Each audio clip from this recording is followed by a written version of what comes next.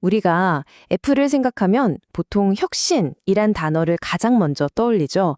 세상을 바꾼 아이폰을 만들었으니까요. 그런데 말이죠. 애플의 진짜 혁신, 그 핵심은 아이폰이라는 제품에만 있는 게 아닙니다. 스티브 잡스가 아이폰으로 세상을 뒤집었다면 팀 쿡은 중국의 손을 잡고 생산이라는 눈에 보이지 않는 전쟁터에서 거대한 혁신을 이뤄냈습니다. 하지만 바로 그 위대한 성공이 지금 애플의 발목을 잡는 돌이킬 수 없는 족쇄가 되고 있습니다. 자, 이 그래프 한번 보시죠. 애플이라는 기업이 얼마나 기이하고 대단한지를 딱 한 장으로 보여주는 정말 소름 돋는 데이터입니다. 전 세계 스마트폰 시장에서 애플의 점유율, 그러니까 판매량은 고작 20% 정도예요. 5대 중 1대 꼴이죠. 그런데 이익은 어떻습니까? 전 세계 스마트폰 시장에서 나오는 모든 이익의 무려 80%를 혼자서 다 가져갑니다. 아니 5분의 1을 팔아서 어떻게 이익의 5분의 4를 독차지할 수 있는 걸까요? 이 말도 안 되는 애플 제국의 비밀, 지금부터 한번 제대로 파헤쳐 보겠습니다. 그 비밀을 푸는 첫 번째 열쇠가 바로 애플 스퀴즈입니다. 이름 그대로죠. 협력업체를 말 그대로 마른 수건 쥐어짜듯이 극한까지 몰아붙여서 괴물 같은 수익을 만들어내는 애플의 전략을 말하는 겁니다. 최고의 품질, 가장 싼 가격, 가장 빠른 납품. 이 세 가지를 동시에 요구하는 어찌 보면 무자비할 정도의 효율성 추구가 바로 애플의 경이로운 수익률 뒤에 숨겨진 첫 번째 비밀입니다. 하지만 여러분, 모든 동전에는 양면이 있죠. 이렇게 눈부신 성공의 뒤편에는 우리가 미처 생각하지 못했던 어마어마한 대가가 숨어 있었습니다. 과연 그 대가는 무엇이었을까요? 바로 이 질문이 오늘 우리가 풀어갈 이야기의 가장 중요한 핵심입니다. 애플의 성공 신화, 그 이면에 감춰진 거대한 그림자를 지금부터 따라가 보시죠. 자, 그럼 시간을 거슬러 올라가 보겠습니다. 모든 이야기의 시작, 1997년입니다. 스티브 잡스가 파산 직전에 애플로 막 돌아왔을 때 그는 생각했어요. 회사를 살릴 길은 오직 파격적인 디자인뿐이다. 하지만 이 디자인에 대한 거의 광적인 집착은요, 곧바로 심각한 제조 위기로 이어졌습니다. 왜냐고요? 이 세상에 없던 물건을 대량으로, 그것도 완벽하게 만들어낼 파트너가 어디에도 없었기 때문이죠. 잡스가 돌아와서 내놓은 첫 히트작, 바로 반투명 아이맥 G3를 예로 들어볼까요? 그때 마침 외환위기 때문에 일감이 절실했던 LG전자가 모니터 생산을 맡았는데요. 이거 정말 지옥과도 같은 과정이었습니다. 애플이 요구하는 디자인, 품질, 그 까다로운 완성도를 맞추는 게 보통 일이 아니었거든요. 오죽하면 애플 직원이 아예 구미 공장에 상주하면서 LG를 딱달했을 정도였으니까요. 결국 아이맥은 대성공했지만 LG 입장에서는 정말 피땀만 흘린 거죠. 수익은 별론데 요구는 너무 까다롭고 말 그대로 상처뿐인 영광이었던 셈입니다. 결국 이 껄끄러운 관계는 오래 갈 수 없었습니다. LG가 조금 더 나은 조건으로 계약을 바꾸려고 하자 애플은 공급업체가 자기들을 길들이려 하는 걸 절대 용납하지 않았어요. 그래서 바로 새로운 파트너를 찾아 나섰죠. 그리고 바로 그때 정말 운명처럼 제안서 한 통이 도착합니다.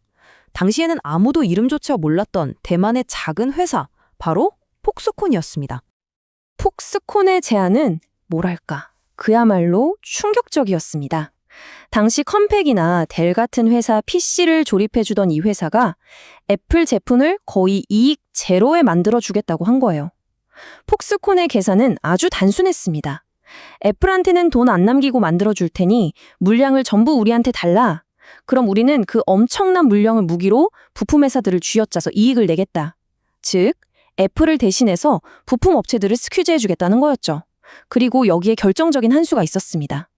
당시 애플의 새로운 운영 책임자, 즉 CEO로 합류한 팀 쿡이 컴팩에 있을 때 폭스콘과 일해본 경험이 있었던 겁니다. 이 작은 연결고리가 모든 것의 판도를 바꾸게 됩니다. 폭스콘과의 만남은 곧바로 다음 단계로 이어집니다. 바로 중국의 모든 것을 쏟아붓는 거대한 제조제국을 건설하는 계획이었죠. 이 결정은 단순히 공장을 옮기는 차원의 문제가 아니었어요. 이후 20년간 전 세계 제조업의 지도를 완전히 새로 그리는 거대한 도박이었습니다. 여기서 애플의 아주 독특한 제조업 철학이 드러나는데요. 바로 이겁니다. 우리는 세상에 없던 걸 만드니까 만드는 법은 우리가 가르쳐 줄게. 보통은 기술력이 있는 파트너를 찾잖아요. 근데 애플은 정반대였어요. 아예 백지 상태의 파트너에게 자신들의 기술과 노하우를 A부터 Z까지 전부 가르쳐서 자기들이 원하는 모양으로 완벽하게 길들여 버린 거죠. 아이팟이 그야말로 대박을 치면서 애플은 공급망을 여러 곳에 나눠 놓는다는 경영학의 기본 원칙을 버려야만 했습니다. 전 세계에서 미친 듯이 밀려드는 주문을 맞추려면 모든 걸 한 곳에 때려 넣고 효율을 극한까지 끌어올리는 수밖에 없었거든요. 바로 이때 폭스콘이 중국의 값싸고 풍부한 노동력을 이용해서 거의 도시 규모의 공장들을 지어 올렸고, 마침내 아이폰이 세상에 등장했을 때 이 모든 시스템이 폭발적인 시너지를 내기 시작했습니다. 중국은 더 이상 단순한 생산기지가 아니었어요. 애플 제국의 심장이자 엔진 그 자체가 되어버린 겁니다. 하지만 이 놀라운 효율성의 이면에는 아주 어두운 진실이 숨어 있었습니다. 그 중심엔 중국의 독특한 호구 제도가 있었죠. 농촌을 떠나 도시로 온 노동자들은 제대로 된 사회보장도 못 받으니까 아주 열악한 노동 조건과 낮은 임금을 감수할 수밖에 없었어요. 폭스콘은 이걸 아주 적극적으로 활용해서 노동자들을 혹사시켰고, 애플은 자기들이 요구하는 품질과 조건만 지켜진다면 그런 가혹한 노동 환경에는 철저히 눈을 감았습니다. 사실상 애플의 그 엄청난 이익은 바로 이 구조적인 착취 위에서 만들어졌다고 해도 과언이 아니었죠. 하지만 완벽해 보였던 이 전략은 애플의 제조 문제를 해결하는 동시에 훨씬 더 거대하고 치명적인 문제를 낳는 씨앗이 됐습니다. 바로 자기 손으로 자신을 위협할 가장 강력한 경쟁자를 키워내는 결과를 낳고 만 거죠. 이 슬라이드가 모든 걸 말해줍니다. 한번 보세요. 애플이 중국에 뭘 줬고 중국이 뭘 얻었는지를요. 애플은 그냥 아이폰을 만든다고 생각했지만 실제로는 중국의 기술, 제조 산업 전체를 업그레이드 시켜주고 있었던 겁니다. 최첨단 제조 기술, 수많은 노동자 훈련, 효율적인 공정 관리 노하우, 신소재 기술까지. 이게 바로 애플이 치른 진짜 비용이었어요. 중국은 세계 최고의 제조 생태계와 숙련된 노동력, 그리고 결국 애플의 목을 겨눌 경쟁자들과 엄청난 지정학적 영향력까지 전부 얻게 된 거죠. 그 결과는 시장에서 아주 명확하게 나타났습니다. 애플이 중국에 만들어 놓은 그 거대한 생태계는 화웨이, 샤오미 같은 중국 토종 브랜드들이 무럭무럭 자라나는 최고의 자양분이 됐어요. 이 회사들은 애플과 폭스콘에서 기술을 배운 인재들을 쏙쏙 빼가고 잘 닦인 공급망을 그대로 이용해서 한때 시장을 지배했던 모토로라나 노키아 같은 회사들을 순식간에 역사의 뒤안길로 보내버렸습니다. 자, 이제 마지막 장입니다. 애플의 그 눈부신 성공이 어떻게 스스로를 옴짝달싹 못하게 만드는 전략적 함정이 되었을까요? 바로 달콤하지만 절대 벗어날 수 없는 황금 수갑에 대한 이야기입니다. 90%, 2010년대 중반이 되면 애플 제품의 90%가 중국이라는 단 하나의 나라에서 만들어집니다. 여러분, 이 숫자는 그냥 생산 비중을 뜻하는 게 아니에요. 이건 애플의 운명 자체가 중국에 완전히 묶여버렸다는 걸 의미합니다. 수백만 명의 숙련공, 수천 개의 부품업체, 이 모든 게 얽히고 설킨 생태계를 다른 나라에 그대로 복제하는 건 이제 거의 불가능에 가깝습니다. 중국을 떠난다는 건 이제 공장을 옮기는 수준이 아니라 회사의 생존 자체를 걱정해야 하는 문제가 된 거죠.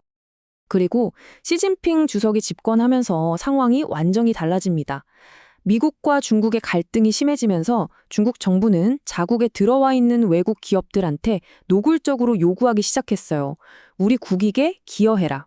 그들 눈에 애플은 중국에서 엄청난 돈을 벌어가면서도 정작 중국을 위해서는 아무것도 안 하는 얌체 기업처럼 보이기 시작한 겁니다. 비즈니스의 영역에 정치가 아주 깊숙이 들어오기 시작한 거죠. 애플이 처한 이 딜레마는 두 정부를 대하는 상반된 태도에서 아주 극명하게 드러납니다. 먼저 미국 정부를 볼까요? FBI가 테러리스트의 아이폰을 열기 위해 백도어, 즉 뒷문을 만들어달라고 요청했어요. 이때 애플은 뭐라고 했죠? 고객의 프라이버시는 신성하다는 원칙을 내세우면서 자국 정부의 요청을 아주 단호하게 거부했습니다. 이걸로 애플은 사용자의 데이터를 지키는 수호자라는 이미지를 얻었죠. 자, 그런데 중국 정부 앞에서는 어땠을까요? 뉴스 앱을 지워라, 인터넷 우회 접속을 막아라, 사용자 데이터를 중국 땅에 저장해라. 이런 민감한 요구에 대한 애플의 대답은 놀랍게도 전면 수용이었습니다. 아니 자국 정부한테는 그렇게 뻣뻣하게 굴던 애플이 왜 중국 앞에서는 이렇게 고개를 숙일 수밖에 없었을까요? 바로 여기에 애플의 가장 큰 약점, 그 90%의 생산기지라는 아킬레스건이 숨어 있기 때문입니다. 결론은 이겁니다. 애플은 자기한테 부품을 납품하는 협력업체들한테는 가격, 납기, 모든 걸 마음대로 휘두르는 절대군주예요. 하지만 그 거대한 생산 제국이 중국이라는 한 나라에 완전히 종속되어 버린 탓에 중국 정부의 요구 앞에서는 아무 말도 못하고 따를 수밖에 없는 을의 신세가 되어버린 거죠. 완벽한 통제를 추구했던 전략이 역설적으로 완벽한 종속을 낳은 비극적인 결과입니다. 그렇다면 마지막으로 이 질문을 던져봐야겠습니다. 막대한 이익을 줬다가 스스로 자기 손에 채워버린 이 눈부신 황금 수갑을 과연 애플은 언젠가 풀어낼 수 있을까요? 세계에서 가장 강력한 기업의 미래, 그리고 어쩌면 전 세계 공급망의 미래가 바로 이 질문에 달려 있는지도 모릅니다.